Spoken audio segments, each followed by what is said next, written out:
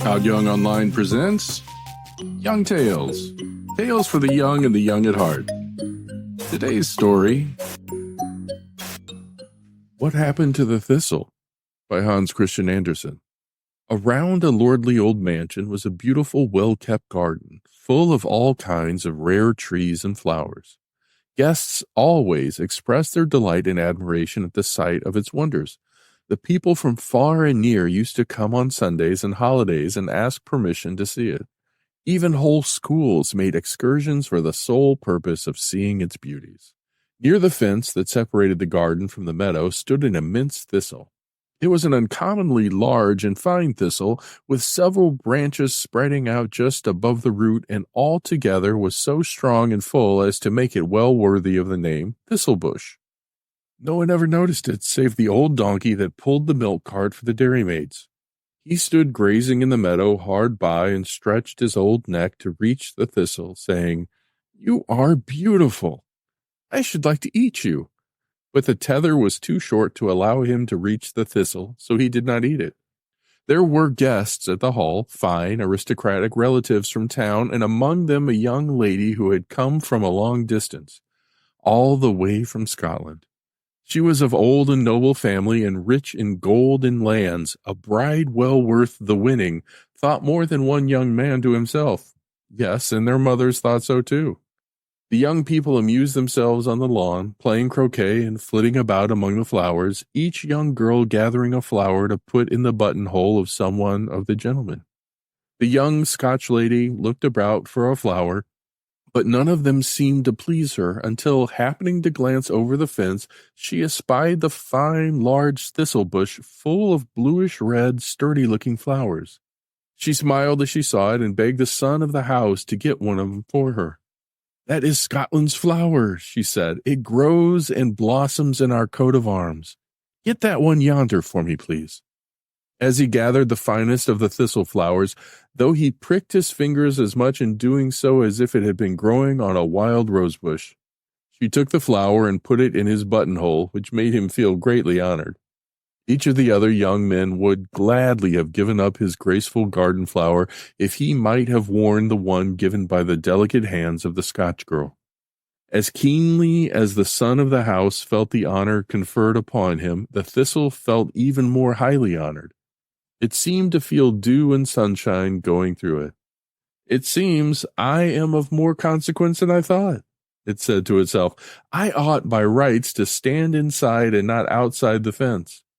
One gets strangely placed in this world, but now I have at least one of my flowers over the fence, and not only there, but in a buttonhole." To each one of its buds as it opened, the thistle bush told this great event.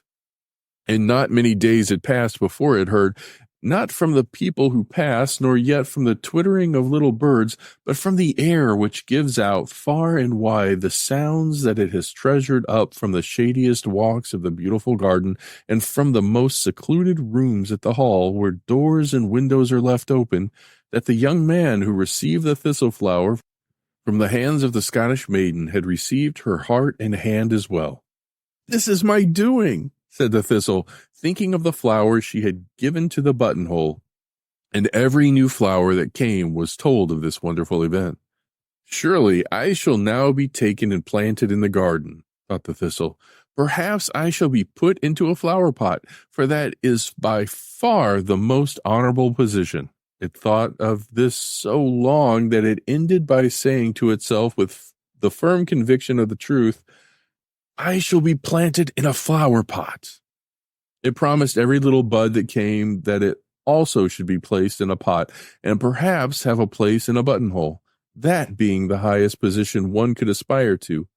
But none of them got into a flower pot, and still less into a gentleman's buttonhole. They lived on light and air, and drank sunshine in the day and dew at night. They received visits from bee and hornet, who came to look for the honey in the flower, and who took the honey and left the flower.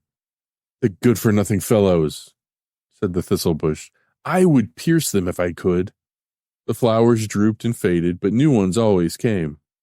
"You come as if you had been sent," said the thistle bush to them. "I am expecting every moment to be taken over the fence." A couple of harmless daisies and a huge, thin plant of canary grass listened to this with the deepest respect, believing all they heard. The old donkey that had to pull the milk cart cast longing looks toward the blooming thistle and tried to reach it, but his tether was too short. And the thistle bush thought and thought so much and so long of the Scotch thistle to whom it believed itself related, that at last it fancied it had come from Scotland and that its parents had grown into the Scottish arms. It was a great thought, but a great thistle may well have great thoughts. Sometimes one is of noble race even if one does not know it, said the nettle growing close by. It had a kind of presentiment that it might be turned into muslin if properly treated. The summer passed and the autumn passed, the leaves fell from the trees, the flowers came with stronger colors and less perfume, the gardener's lad sang on the other side of the fence, up the hill and down the hill, that's the way of the world still. The young pine trees in the wood began to feel a longing for Christmas, though Christmas was still a way off. Here I am still, said the thistle. It seems that I am quite forgotten, and yet it was I who made the match. They were engaged, and now they are married. The wedding was a week ago. I do not make a single step forward, for I cannot. Some weeks passed. The thistle had its last solitary flower, which was large and full and growing down near the root. The wind blew coldly over it. The color faded, and all its glory disappeared, leaving only the cup of the flower, now grown to be as large as the flower of an artichoke and glistening like a silvered sunflower. The young couple, who were now man and wife, came along the garden path, and as they passed near the fence, the bride, glancing over it, said, "Why, there stands the large thistle. It has no flowers now." "Yes, there is still the ghost of the last one," said her husband, pointing to the silvery remains of the last flower, a flower in itself. "How beautiful it is," she said. "We must have one carved in the frame of our picture." And once more the young man had to get over the fence to break off the silvery cup of the thistle flower. It pricked his fingers for his pains because he had called it a ghost. And then it was brought into the garden and to the hall and into the drawing room. There stood a large picture, the portrait of the two, and in the bridegroom's buttonhole was painted a thistle.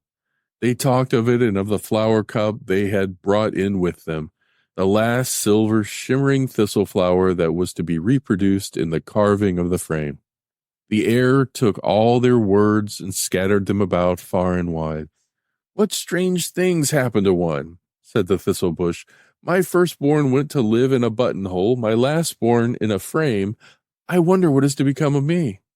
The old donkey, standing by the roadside, cast loving glances at the thistle and said, "Come to me, my sweetheart, for I cannot go to you. My tether is too short." But the thistle made no answer. It grew more and more thoughtful, and it thought as far ahead as Christmas, till its budding thoughts opened into a flower. When one's children are safely housed, a mother is quite content to stay beyond the fence. "That is true," said the sunshine, "and you will be well placed, never fear." "In a flower pot or a frame?" asked the thistle. "In a story," answered the sunshine, and here is the story. The end. Young Tales is produced and narrated by Todd Young from Todd Young Online. If you enjoyed this, please like and subscribe and join us next time for another story. Thank you for your support.